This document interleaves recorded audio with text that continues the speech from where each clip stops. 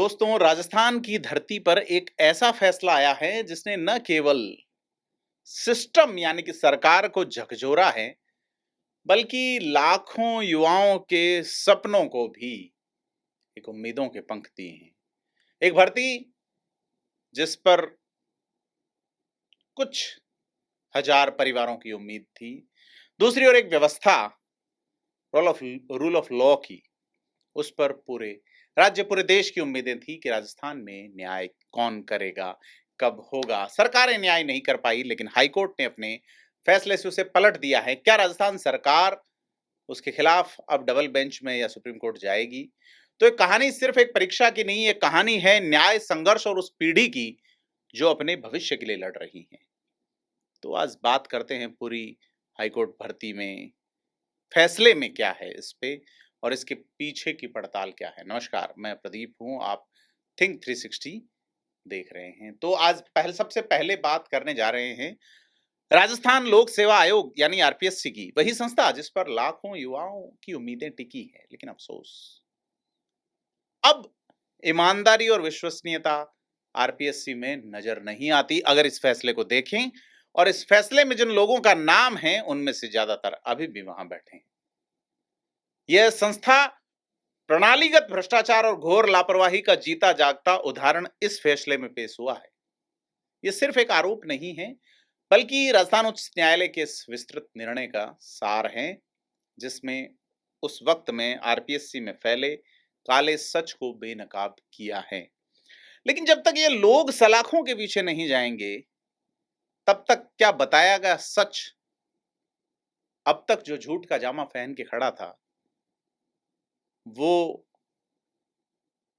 अपने आधार को पाएगा या नहीं। तो आज बात करेंगे कि कैसे पूर्ववर्ती सरकार यानी अशोक गहलोत की सरकार के कार्यकाल में इस आयोग में भ्रष्टाचार की जड़ें गहरी हुई, और कैसे भजनलाल सरकार के आने के बाद भी सही फैसले लेने में देरी और विरोधाभास ने युवाओं के विश्वास को तोड़ा। तो इसके दो पार्ट हैं। पहला, अशोक गहलोत के कार्यकाल में संकट गहराता है जब घर के भेदी लंका ढाते हैं, जैसा कोर्ट ने अपने फैसले में कहा। हमारा संविधान आरपीएससी को एक संवैधानिक निकाय का दर्जा देता है, और दर्जा देके निष्पक्ष और पारदर्शी भर्तियां कराने का उत्तरदायित्व देता है। लेकिन 2021 की सब इंस्पेक्टर भर्ती परीक्षा ने दिखा दिया कि यह संस्था अपने ही घर के भेदियों से कैसे खोखली हो रही है। और ऐसा पहली बार नहीं हुआ, हबीब खान गोरान के वक्त भी ऐसा हुआ। एक और अध्यक्ष का भी नाम आता है कि उसके परिवार के लोग तो कोई ऐसा बचा नहीं, कोई ऐसा सगा नहीं जो आरएस लगा नहीं। और यही आरोप तत्कालीन कांग्रेस के अध्यक्ष गोविंद सिंह डोटासरा पे पॉलिटिकल डायलॉग से लगाते रहे। तो कोर्ट ने यह पाया है कि आरपीएससी के सदस्यों, और न केवल सदस्य बल्कि अध्यक्ष की भी सीधी संलिप्तता थी। और जब रक्षक ही भक्षक बन जाए तो क्या होगा, और यही 2021 की भर्ती में हुआ। बाबूलाल कटारा, रामूराम रायका जो उस वक्त सदस्य थे, इन दोनों ने मिलकर पेपर लीक किया। मंजू शर्मा, संगीता आर्य, संजय श्रोत्रिय, क्या भूमिका रही इंटरव्यू में। तो सोचिए, परीक्षा से पूरे 1 महीने पहले ही जब पेपर प्रिंटिंग प्रेस तक नहीं पहुंचे थे, कटारा ने रायका को क्वेश्चन पेपर और आंसर की उपलब्ध करा दी। अब यह जो उपलब्ध कराया जाना रहा, यह रामूराम रायका के बेटे देवेश रायका और बेटी शोभा रायका को फायदा पहुंचाने के लिए किया गया। और इसी धांधली के दम पर दोनों ने टॉप 50 की रैंक हासिल की। और इतना ही नहीं, तत्कालीन अध्यक्ष उस वक्त के जो भी रहे, उस वक्त में जब दाल काली थी, तो उस वक्त सवाल उठते हैं शिव सिंह राठौड़ पे, सवाल उठते हैं मंजू शर्मा पे, सवाल उठते हैं संगीता आर्य पे, जसवंत राठी, तमाम वो लोग, राजकुमारी गुर्जर, उस वक्त जो लोग थे, उनमें से कौन सही कौन गलत शामिल है नहीं है, इसकी एक डिटेल्ड जांच जब तक हाईकोर्ट नहीं करेगा तब तक, या हाईकोर्ट के निर्देशन में जब तक नहीं होगी, तब तक चीजें क्या प्रभावी और मुकम्मल होगी। क्योंकि कोर्ट ने यह माना है कि भ्रष्टाचार 1-2 सदस्यों तक सीमित नहीं था, बल्कि पूरी आरपीएससी में फैला हुआ एक प्रणालीगत भ्रष्टाचार था। इसीलिए हाईकोर्ट ने कहा, घर का भेदी लंका ढाए। अब कालेर गैंग, जगदीश बिश्नोई गैंग, संगठित गिरोहों का आतंक और पेपर लीक। कोर्ट ने यह भी माना कि जो लोग संगठित अपराधों से जुड़े हुए थे, जमीनों पे अवैध कब्जे, ड्रग माफिया, शराब माफिया, ये लोग माफिया जो थे उनको लगा कि पेपर लीक में ज्यादा जो है वो सजा भी नहीं है। जो एनडीपीएस के मामलों में तो आपको ट्रायल के दौरान तक जेल में रहना होता है, तो पेपर लीक ठीक है। तो बड़ा पैसा इसके अंदर आता है, बड़ा पैसा कमाने के लिए, बहुत बड़ा पैसा कमाने के लिए। 13, 14 और 15 सितंबर को तीनों दिन कालेर गैंग और जगदीश बिश्नोई गैंग ने पेपर लीक किए, और हद तब हो गई जब ये गैंग आपस में ही पेपर बेचने लगे। बिश्नोई गैंग से 10 लाख रुपए में पेपर खरीद के कालेर गैंग ने आगे बेचा। डमी उम्मीदवार बैठाए गए, नकली उम्मीदवार विग पहन के और इलेक्ट्रॉनिक डिवाइस लगाकर परीक्षा में शामिल हुए। 8 लाख रुपए तक एक एग्जाम देने के लेके डमी उम्मीदवार बिठाए गए।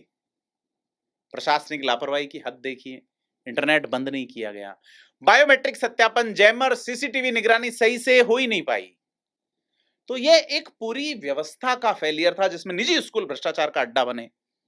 रविंद्र बाल भारती स्कूल और राम सहाय सेकेंडरी स्कूल का तो नाम लिया है कोर्ट ने अपने फैसले में। नॉर्मलाइजेशन जो किया जाता है उसको ओपन नहीं रखे, गुप्त रखा गया। अब आप एक चीज सोचिए कि 13 सितंबर को जो परीक्षा हुई उसमें सिर्फ 19% सब इंस्पेक्टर चयनित हुए, और 15 को जो हुई उसमें 53% उम्मीदवार पास होते हैं। लोगों ने आरटीआई लगाई, उसको भी किनारे रख दिया। तो अशोक गहलोत सरकार के दौरान आरपीएससी की इन अनियमितताओं ने राज्य की विश्वसनीयता को रसातल में पहुंचाया, और फिर उम्मीद जगी भजनलाल सरकार से। उन्होंने भी यू टर्न लेके जनता को ठेंगा दिखा दिया। अब हाईकोर्ट, जो कि संवैधानिक व्यवस्था की रक्षा करने वाली इकाई है, आर्टिकल 14 और 16 का हवाला देते हुए साफ कहते हैं कि यह मामूली कदाचार नहीं था, बल्कि घृणित और भयावह पेपर लीक है। इसने शुचिता को भंग किया है, परीक्षा की विश्वास खत्म किया है, आशा से निराशा की ओर गया है इस सिस्टम, और रूल ऑफ लॉ का कंप्लीट उल्लंघन है। कोई ऐसा बचा नहीं जो इसमें लिप्त नहीं पाया गया।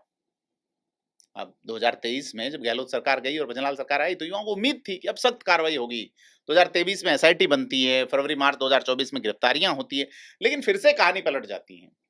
सरकार के भीतर विरोधाभास और यू टर्न। एसआईटी ने कहा प्रक्रिया इतनी दूषित है कि इसे रद्द करना जरूरी है। स्पेशल इन्वेस्टिगेशन टीम कहती है कि साहब ये भर्ती प्रक्रिया बहुत दूषित है, रद्द किया ही जाना चाहिए। डीजीपी और एडवोकेट जनरल भी इसे रद्द करने की सिफारिश करते हैं। अब मुख्यमंत्री एक मंत्रिमंडलीय समिति गठित करते हैं, जो 10 अक्टूबर 2024 को सर्वसम्मति से इस परीक्षा को रद्द करने की सिफारिश करती है। लेकिन बड़ा सवाल यह है कि 28 जून 2025 को सरकार ने ऐसा क्यों कहा कि परीक्षा रद्द करना प्रीमेच्योर है, यानी कि परीक्षा रद्द नहीं की गई। यह भजनलाल सरकार का यू टर्न था। इस यू टर्न पे जो हथौड़ा पड़ा है वो हाई कोर्ट का है, देश की संवैधानिक व्यवस्था की रक्षा करने वाली प्रणाली का है, और यह दिखाया है कि कोर्ट जो है अभी भी न्याय और उम्मीदों की रक्षा करता है। हाई कोर्ट का एक बड़ा हस्तक्षेप और कड़ा प्रहार, जिसमें कोर्ट ने साफ कहा है कि जब दोष इतने स्पष्ट है और 4 साल बाद भी आपकी तमाम व्यवस्थाएं, तमाम सिस्टम लग के भी दागी उम्मीदवारों की संख्या तक आप तय नहीं कर पाए हैं, तो आपसे उम्मीद भी व्यर्थ है और आगे देरी भी व्यर्थ है। क्योंकि राज्य मशीनरी में जनता के विश्वास का नुकसान राजकोष को होने वाले किसी भी नुकसान से ज्यादा गंभीर है। और सबसे महत्वपूर्ण, धोखाधड़ी सब कुछ दूषित करती है। और इस आधार पर उच्च न्यायालय ने 2021 की सब इंस्पेक्टर भर्ती परीक्षा को पूरी तरह से रद्द कर दिया है। न केवल रद्द किया, बल्कि कुछ प्रभावी आदेश भी दिए कि नई भर्ती प्रक्रिया शुरू हो, सभी पुराने उम्मीदवारों को मौका मिले, और पुराने उम्मीदवार में ऐसे उम्मीदवार जो कि अब तक दोषी नहीं पाए गए हैं, लेकिन वो पहले किसी भर्ती में थे, किसी परीक्षा में पास थे, कहीं नौकरी कर रहे थे, उनको वो नौकरी मिलेगी। नई भर्ती के लिए उन्हें आयु सीमा में छूट दी जाएगी। जिन्होंने नौकरी छोड़ी थी उन्हें मूल पदों पर बहाल किया जाए, ये कोर्ट ने कहा है। और न्यायालय ने जो बखिया उधेड़ी है, एक सिस्टम जिसको नाम दिया जाता ना, उस सिस्टम की, सो कॉल्ड सिस्टम की, कि याचिकाओं की सुनवाई पे तकनीकी अड़चनों की बात कि साहब ये नहीं वो नहीं, तो आर्टिकल 226 का हवाला देते हुए हाईकोर्ट ने साफ कहा है कि हाईकोर्ट है साहब, हाई है मामला, राहत दी जा सकती है, टेक्निकल ऑब्स्टिकल्स लागू नहीं होंगे। और यह स्पष्ट साबित हुआ है कि 13, 14, 15 सितंबर 2021 को तीनों भर्ती परीक्षाएं लीक हुई है।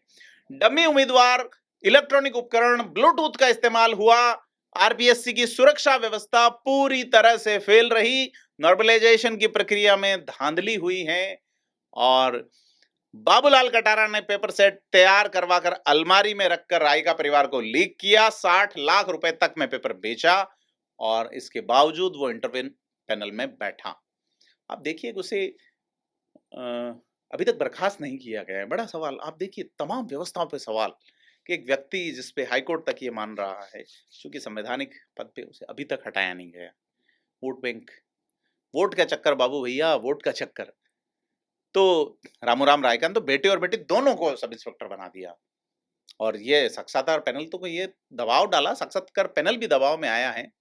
सवाल ये है कि संजय श्रोत्री है जो तत्कालीन अध्यक्ष है, उन्होंने देवेश रायका को 28 अंक दिए हैं और रामूराम को अनुकूल पैनल दिलाने में उन्होंने मदद की है।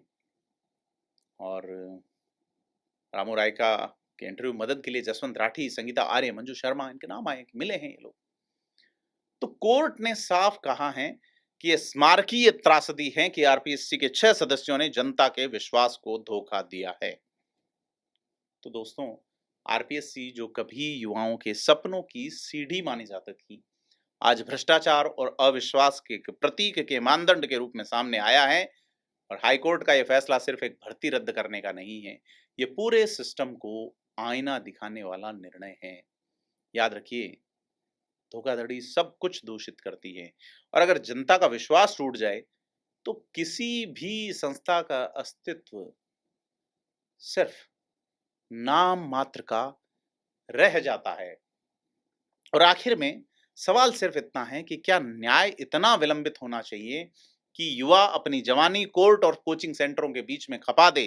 क्या बार बार रद्द होती भर्तियां इस राज्य के भविष्य को अंधेरे में नहीं धकेल रही? आज राजस्थान के युवाओं की आंखों में आंसू नहीं, गुस्सा है, होना चाहिए। और इस गुस्से को सुनना सरकार की मजबूरी नहीं, उसकी जिम्मेदारी होनी चाहिए। क्योंकि जब हक छीना जाता है तो आवाज सिर्फ सड़कों पे नहीं गूंजेगी, इतिहास में भी गूंजेगी और इतिहास के स्मृति पटल पे तैरेंगे वो चेहरे जो कभी सिस्टम का हिस्सा थे या हिस्सा होने का दावा करते थे। आपको क्या लगता है? कमेंट करके बताएं और थिंक 360 को सब्सक्राइब जरूर करें। धन्यवाद।